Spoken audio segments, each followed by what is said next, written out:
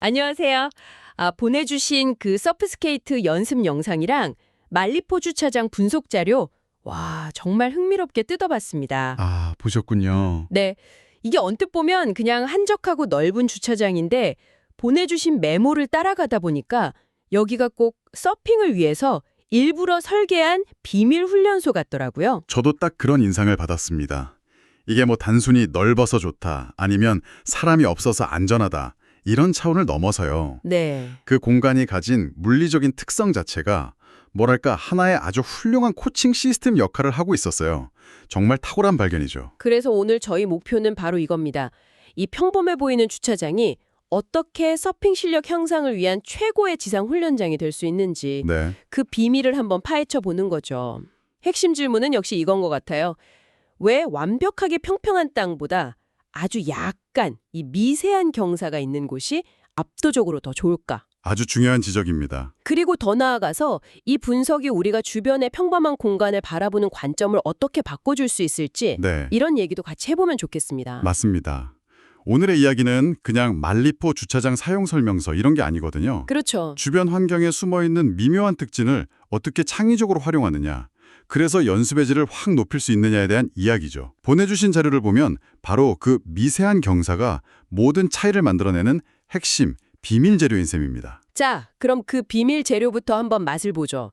자료를 보니까 이곳이 말리포 해수욕장 근처 공영 주차장이고 평일에는 아주 한산해서 동선을 길게 쓰기 좋다고 하셨어요. 네, 맞습니다. 근데 가장 중요한 건 역시 완전한 평지가 아닌 미세한 경사의 존재라고 딱 강조를 하셨습니다. 보통 초보자들은 경사라고 하면 일단 겁부터 먹기 마련인데 여기서는 오히려 그게 장점이라는 거잖아요. 바로 그 역발상이 핵심입니다. 여기서 경사는요, 훈련을 어렵게 만드는 장애물이 아니에요. 아, 장애물이 아니다. 네, 오히려 훈련 효과를 극대화하는 장치로 작동을 합니다.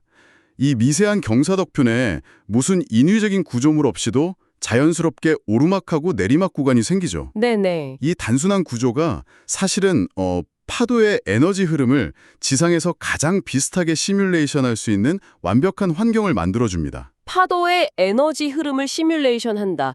그게 좀 더 구체적으로 설명해 주실 수 있나요?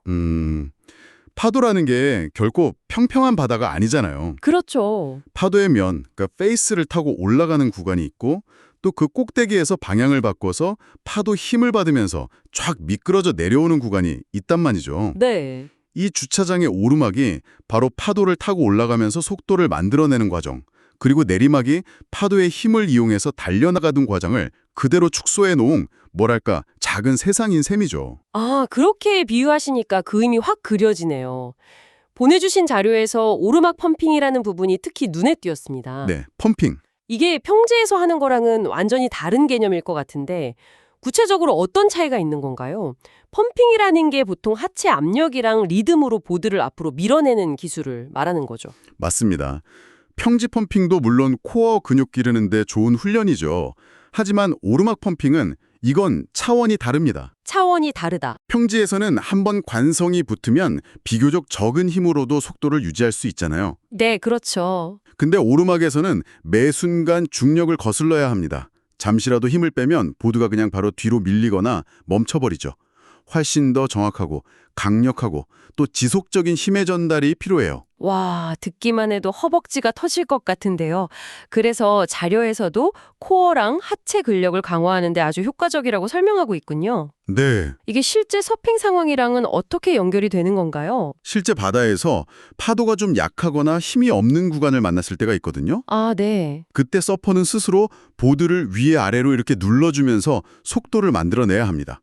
그 감각이랑 오르막 펌핑의 원리가 정확히 일치하는 거죠. 아하. 지상에서 중력을 이겨내면서 속도를 만드는 훈련을 충분히 했다면 바다 위에서 물의 저항을 이겨내고 스스로 추진력을 만드는 게 훨씬 수월해지는 겁니다.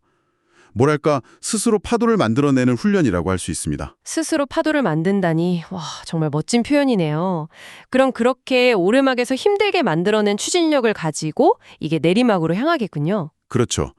오르막 펌핑이 에너지를 생산하는 과정이었다면 내리막은 그 에너지를 타고 미끄러지는 서핑 용어로 소위 다운 더 라인 상황이랑 똑같습니다. 다운 더 라인. 네. 파도의 가장 힘 있는 부분을 따라서 길게 미끄러져 나가는 서핑의 가장 짜릿한 순간 중 하나죠. 이때가 바로 보드의 날, 즉 엣지를 사용해서 부드러운 홀을 그리는 카빙턴을 연습할 최적의 타이밍입니다. 아, 카빙턴. 이 부분에서 보내주신 2023년 영상 분석 내용이 딱 떠오르네요. 네, 그 영상이요.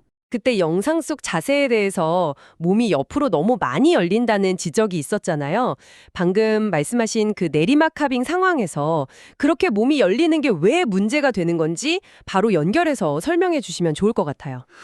아주 좋은 질문입니다. 바로 그 지점에서 지상 훈련의 디테일이 결정되는 거거든요. 디테일이요? 네, 이 훈련의 목표가 서핑 감각 체득이라는 걸 잊으면 안 됩니다.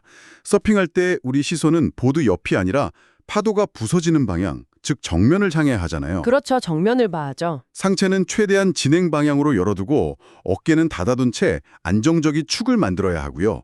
그리고 턴은 상체를 비틀어서 하는 게 아니라 골반이랑 무릎, 발목을 이용해서 보드의 레일, 즉 엣지를 물에 깊게 박아 넣듯이 해야 합니다. 상체는 축을 잡고 하체로 컨트롤한다. 맞습니다. 그런데 2023년 영상처럼 몸, 특히 어깨가 활짝 열리면 어떻게 되나요? 힘의 손실이 발생합니다. 보드를 앞으로 밀어줘야 할 에너지가 몸의 회전이랑 같이 옆으로 다 흩어져 버리는 거죠. 아, 힘이 새는군요. 네, 그러니 속도 유지가 어렵고 정교하고 힘 있는 카빙이 불가능해집니다. 내리막에서 얻은 그 소중한 스피드를 턴 한 번에 다 잃어버리는 셈이죠. 그렇군요.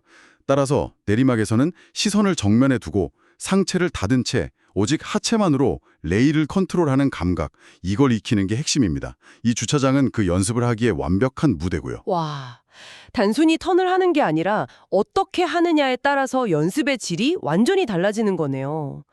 자세 교정 포인트를 실제 기술이랑 바로 연결해서 보니까 이해가 훨씬 잘 됩니다. 그렇죠. 그런데 여기서 또 다른 궁금증이 생겨요.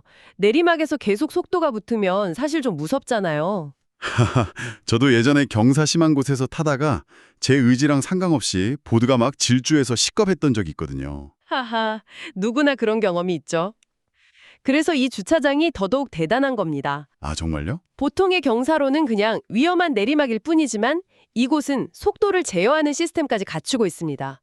자료에 나온 대로 내리막에서 충분히 속도를 즐긴 다음에 부드럽게 카빙턴으로 방향을 바꿔서 다시 오르막 쪽으로 향하면 어떻게 될까요? 아, 중력 때문에 자연스럽게 속도가 줄어들겠네요. 네. 브레이크를 밟는 게 아니라 자동차로 치면 부드럽게 엔진 브레이크를 거는 느낌이겠어요. 흐름을 끊지 않으면서 속도를 줄인다. 정확합니다.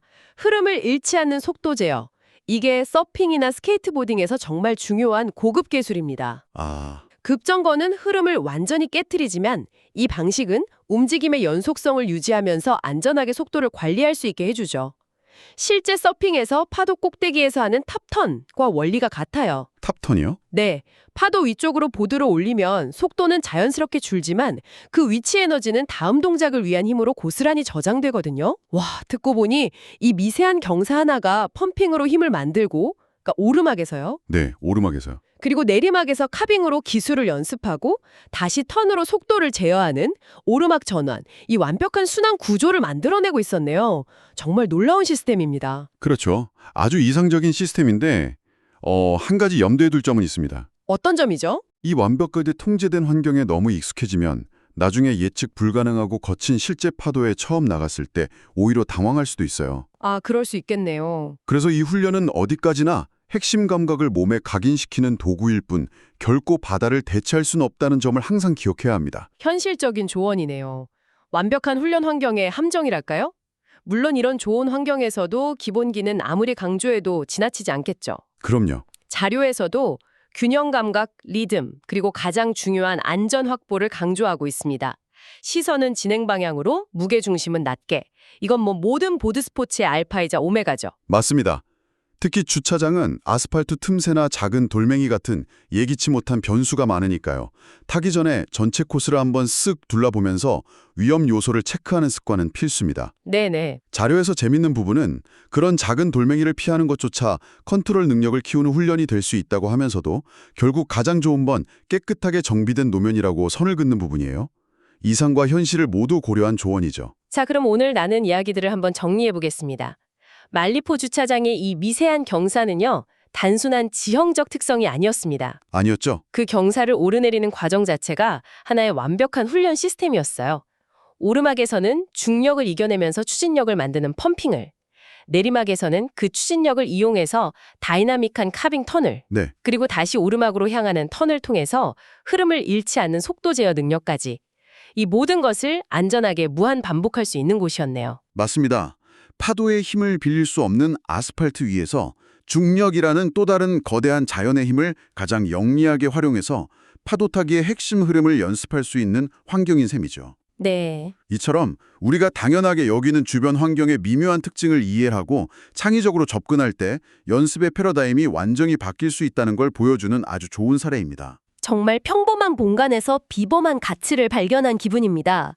오늘 이 주차장 이야기를 나누고 나니까 제 주변을 보는 눈이 완전히 달라진 것 같아요. 어떻게 말이죠? 동네 공원의 나지막한 언덕길이 예전에는 그냥 언덕이었는데 이제는 카빙턴의 각도와 속도를 조절할 수 있는 최적의 훈련장으로 보이거든요. 바로 그 관점의 전환이 오늘의 핵심 메시지라고 생각합니다. 오늘 나눈 이야기를 바탕으로 당신께 이런 마지막 생각을 남겨드리고 싶습니다. 지금 당신이 연마하고 있는 기술, 그게 서핑이든 자전거든 그림 그리기든 심지어 글쓰기든 무엇이든 간에 그 기술의 본질을 훈련하기 위해 주변의 평범한 공간을 완전히 새로운 실험실로 바꿔볼 수는 없을까요? 아파트의 긴 복도가 완벽한 직선주행 연습 코스가 될 수도 있고 공원에 규칙적으로 놓인 벤치들이 슬랄럼 코스가 될 수도 있겠죠. 그 공간의 물리적 특성을 어떻게 활용하면 단순한 반복을 넘어서 실제 상황의 핵심 원리를 더 깊이 있게 시뮬레이션하는 훈련으로 만들 수 있을지 오늘 분석한 이 주차장처럼 말입니다.